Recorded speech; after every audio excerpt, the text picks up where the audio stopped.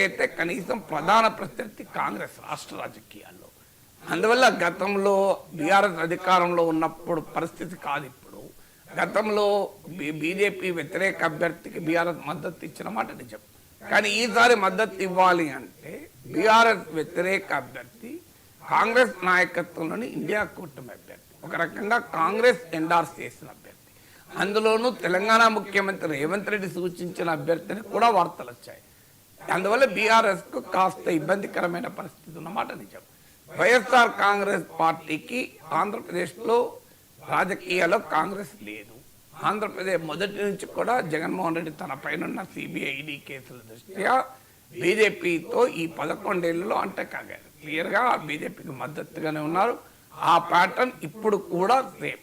కారణం ఆంధ్రప్రదేశ్లో వైఎస్ఆర్ కాంగ్రెస్ బీజేపీ ఓడించలేదు.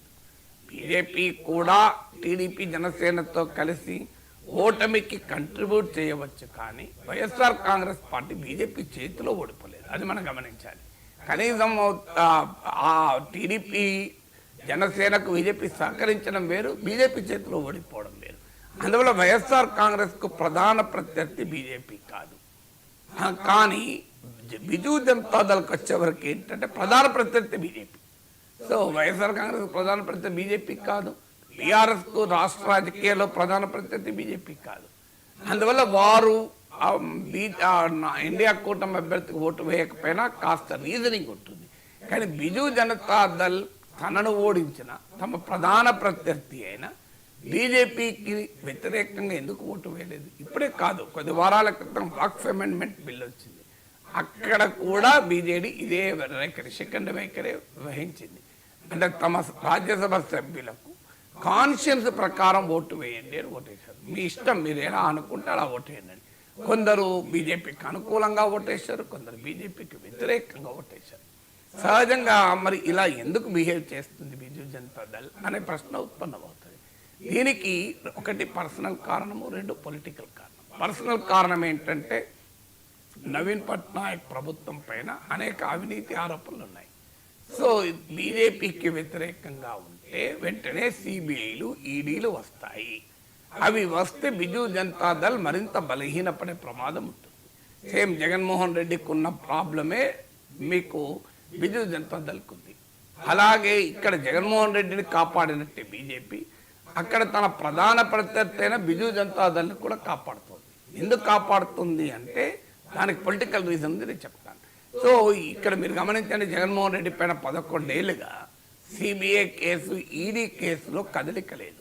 అదే ప్రతిపక్ష నేతలైన Arvind Kejriwal, Manoj Sisodia, Hemant Soren, BRS MP MLC Kavitha, వీళ్ళందరి వ్యవహార విషయంలో చూసాం మనం. ఎందుకు లేదు? అందులో తెలుగుదేశం పార్టీ ఎన్డీఏలో భాగంగా ఉంది. 11 ఏళ్లలో ఫస్ట్ ఒక సెకండ్ టర్మ్ 2019 to 24 మినహా అంతకు ముందుంది, ఇప్పుడు ఉంది. తెలుగుదేశం నుంచి ఒత్తిడి కూడా ఉంది. అయినా కూడా నాకున్న సమాచారం అయితే స్పష్టంగా BJP all India leadership, Modi, Amit షాలు చంద్రబాబు నాయుడుకు చెప్పారు, మేము మాత్రం జగన్పై ఏ చర్య తీసుకోము, మీరు కావాలంటే రాష్ట్రంలో ఏం చేసుకుంటారో చేసుకోండి. ఎందుకంటే మీకు ఇక్కడ వాస్తవంగా ఈసారి మరీ ముఖ్యం. 2014లోనేమో బీజేపీ టీడీపీ మద్దతుపై ఆధారపడ్డ పార్టీ కాదు, బీజేపీకే సొంతగా మెజారిటీ ఉంది. 2024 అలా కాదు, బీజేపీకి సొంతగా మెజారిటీ లేని పరిస్థితి. జేడీయూ టీడీపీ కనుక మద్దతు ఉపసంహరించుకుంటే మోడీ ప్రభుత్వమే పడిపోతుంది ఈవెన్ టుడే. అయినా కూడా టీడీపీ ఫోర్స్ పనిచేయడం లేదు.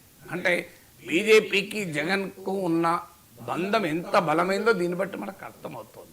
సో అందువల్ల జగన్ మోహన్ రెడ్డి అనివార్యంగా బీజేపీకి ఓటు వేయాల్సిందే. అంత గట్టి బంధం ఉన్నప్పుడు ఏం చేస్తాడు? కానీ ఒరిస్సాకు వచ్చే వరకు కూడా సేమ్ సిచ్యువేషన్. ప్రధాన ప్రత్యర్థి బిజు జనతా దళ్ అయినా ఇంతవరకు బీజేపీ ప్రభుత్వం వచ్చి ఎలా దాటిపోయినా ఎక్కడా బిజు జనతా దళ నాయకులపైన చర్యలు లేవు.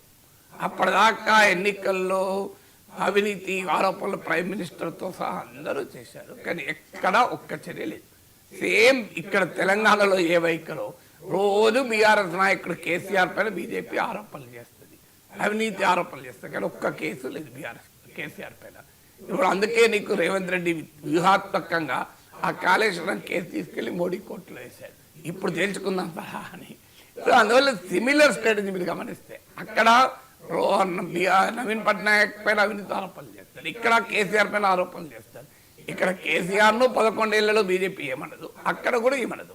ఎందుకంటే ఈ ప్రాంతీయ పార్టీలు ఎప్పుడు అవసరం వస్తాయో తెలియదు కనుక. సో అందువల్ల ఈవెన్ ఇండియా కూటమిలో ఉన్న డిఎంకేని కూడా ఏమీ అనడం లేదు. 2G కుంభకోణంలో క్లీన్ చిట్ ఇచ్చేశారు కదా, ఎందుకంటే దాంట్లో డిఎంకే నేతలు ఉన్నారు కదా. వాస్తవంగా డిఎంకే కాంగ్రెస్తో ఉంది, డిఎంకేని అటాక్ చేయాలి, కానీ బీజేపీ డిఎంకేని ముట్టుకోదు. ఎందుకు ముట్టుకోదు అంటే డిఎంకేతో రేపు ఎప్పుడు ఏం పని పడుతుంది. ఇవాళ వైస్ ప్రెసిడెంట్ ఎన్నికల్లో 10 మంది డిఎంకే సభ్యులు బీజేపీకి అనుకూలంగా ఓటేశారన్న వార్తలు కూడా వస్తున్నాయి కదా. సో అందువల్ల అక్కడ నవీన్ పట్నాయక్ పైన ఏ రకమైన కేసులు ఆయనపై కానీ ఆయన మంత్రులపై కానీ ఆయన సమయంలో పనిచేసిన అధికారులకు ఇప్పుడు బీజేపీ బ్రహ్మాండమైన అపాయింట్మెంట్లు ఇచ్చింది. అక్కడ నిన్నటి దాకా ఆరోపించింది ఇంకో ఫలానా అధికారులు నవీన్ పట్నాయక్ ప్రభుత్వంలో సీనియర్ పొజిషన్లో ఉండి అవినీతికి పాల్పడ్డారని బీజేపీ ఆరోపించింది. తాము అధికారంలోకి వచ్చాక వాళ్ళు మంచి మంచి అపాయింట్మెంట్లు ఇచ్చింది. రాజకీయం ఎలా ఉంటుంది చూడండి. దీనికి కారణం ఏంటంటే మళ్ళీ పొలిటికల్ రీజన్ ఏంటంటే అక్కడ బీజేపీకి బీజేడీకి ఇద్దరికీ కూడా కాంగ్రెస్ లేకుండా చేయడం, కాంగ్రెస్ ముక్తు ఒడిస్సా చేస్తే ఇద్దరికి లాభం. ఎందుకంటే కాంగ్రెస్ పార్టీ జాతీయ పార్టీ కనుక మీకు బిజు జనతాదళ్ నవీన్ పట్నాయక్ ఓల్డేజ్ వచ్చాడు, ఆయన అనారోగ్యంతో ఉన్నాడు. సో ఎంతకాలం ఆయన పార్టీ నడుపుతారన్నది తెలియదు, ఆయనకు వారసులు లేరు. ఆ మధ్య ఒక ఐఏఎస్ అధికారి, తనకు సన్నిహితమైన ఐఏఎస్ అధికారి పాండ్యన్ను తన వారసులుగా ప్రకటించాడు. ఆయన ఏమో తమిళనాడుకు చెందిన వ్యక్తి, ఆయన వైఫ్ ఒరిస్సాకు చెందిన ఐఏఎస్ ఆఫీసర్. పాండ్యన్నే లక్ష్యంగా చేసుకుని బీజేపీ పెద్ద ప్రచారం కూడా నడిపింది. నాన్ ఒరియా తమిళ